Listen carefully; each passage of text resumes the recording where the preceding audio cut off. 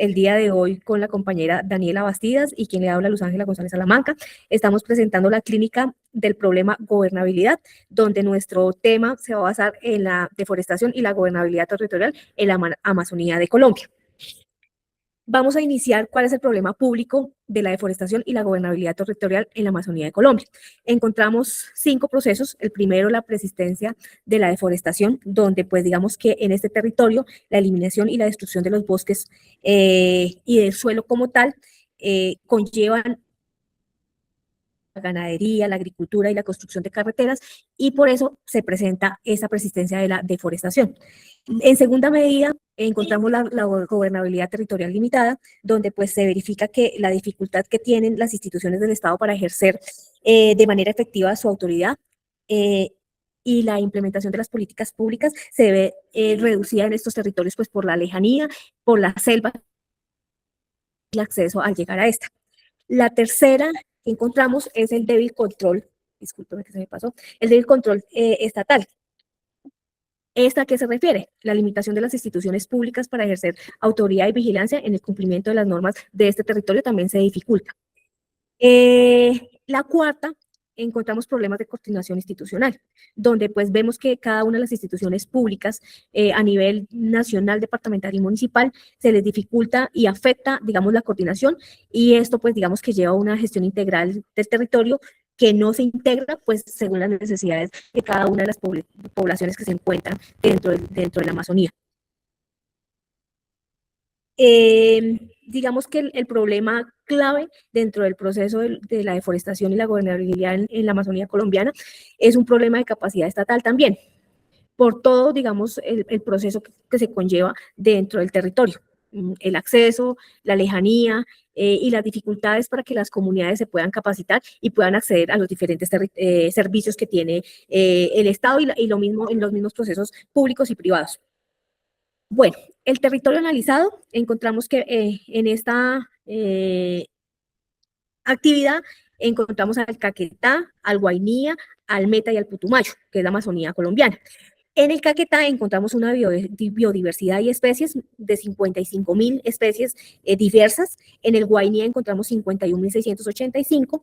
En el Meta encontramos 48.014 y en el Putumayo 54.128 especies de diferentes. Aquí encontramos áreas de bosque húmedo tropical. Ahí también encontramos el Parque Nacional Natural La Serranía de Chiribiqué, que es uno de los más importantes a nivel mundial. Encontramos el 65% del país en bosques, tenemos que el 65% está en este territorio. Encontramos 17.500 especies florales y 3.800 especies de fauna. Entonces, que dentro de la investigación que realizamos, encontramos esto a nivel de territorio. Causas y problemas.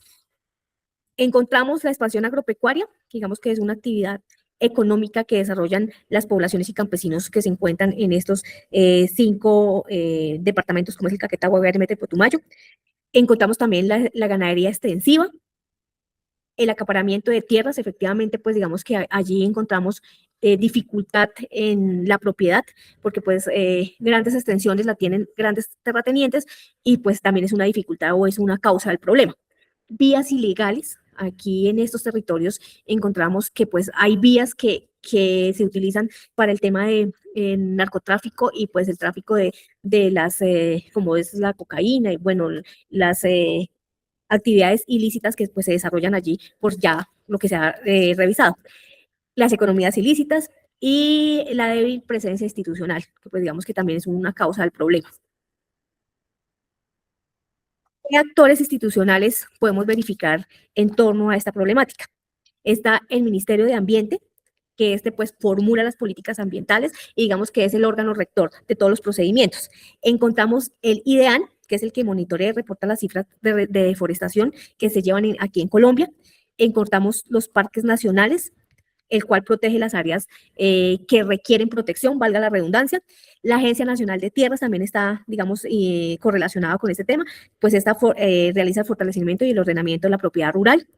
El Ministerio de Agricultura, el cual promueve programas y modelos sostenibles para el tema del desarrollo agropecuario.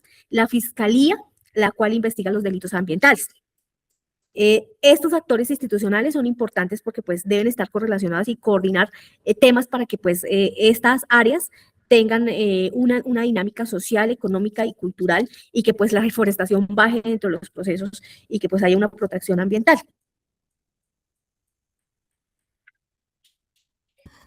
Aquí le doy paso a mi compañera Daniela Bastidas, que va a hablar sobre los problemas de la gobernabilidad.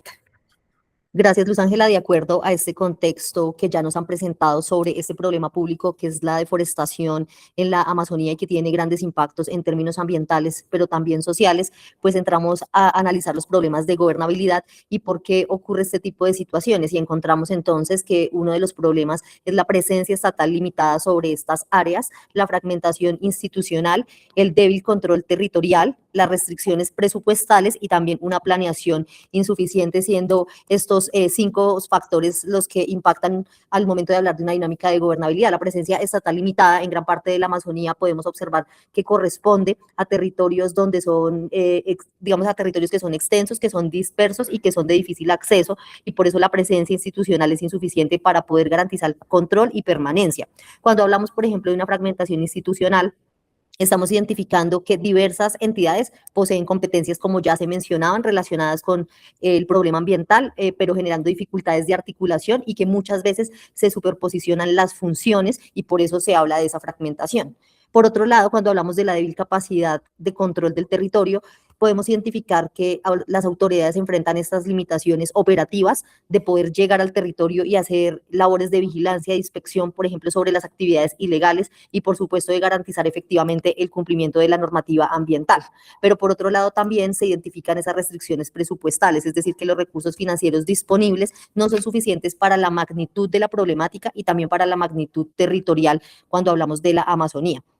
Ya por último, ese factor que encontramos de planeación territorial insuficiente, pues nos muestra que persisten dificultades que además han sido históricas, no solo en nuestro país, sino también en la región, hablando en términos de Latinoamérica, para integrar un proceso de conservación ambiental que también vincule el desarrollo rural, es decir, todas las actividades productivas que se desarrollan en estas regiones y que integre también el ordenamiento territorial. Y ahí pues, es donde aparecen problemas de coordinación, es la falta de articulación entre entidades ambientales y autoridades territoriales, que además tienen capacidades débiles, o las diferencias en prioridades entre los niveles de gobierno. Por una parte, el gobierno nacional puede tener una visión, mientras que las alcaldías y las gobernaciones pueden tener otras que distan.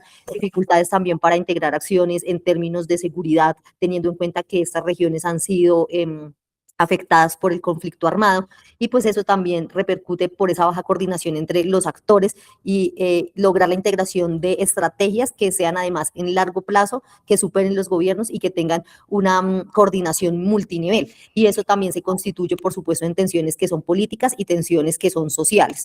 Eso también se identificaba en este trabajo, donde por una parte, como lo mencionaba, están las prioridades ambientales, teniendo en cuenta todos los aportes de este ecosistema, pero también una necesidad de subsistencia por parte de las comunidades indígenas y campesinas que habitan este territorio, y pues hay unas restricciones frente al uso del suelo que entran en conflicto y en tensión entre la visión de la conservación y la subsistencia económica.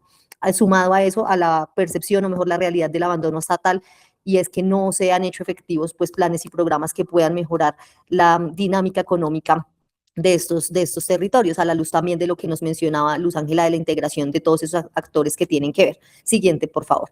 Acá también es importante entrar a hablar de la relación con América Latina, y es porque comparte unas realidades comunes que ponemos en esta diapositiva, y que es importante decir que la deforestación de la Amazonía colombiana refleja también dinámicas que son estructurales y que se presentan en gran parte de América Latina y particularmente pues en los países amazónicos. Entonces, al entender que la Amazonía constituye el bosque tropical que es más extenso, uno de los más extensos del planeta, que tiene presencia o que abarca territorios como Brasil, Perú, Colombia, Bolivia, Venezuela, pues además de la región entendida como un todo, pues entonces cerca de ese 60% de la Amazonía, por ejemplo, que se encuentra en Brasil, y ese 6% que se encuentra en Colombia, es un territorio que es integrado y que es estratégico. Y al decir que es integrado es que a pesar de las diferencias políticas de gobiernos, de las diferencias administrativas entre los países, la región amazónica comparte problemáticas similares que ya las mencionábamos, donde se destaca la expansión de la frontera agrícola y ganadera, la minería ilegal, la extracción de recursos naturales, la construcción de infraestructura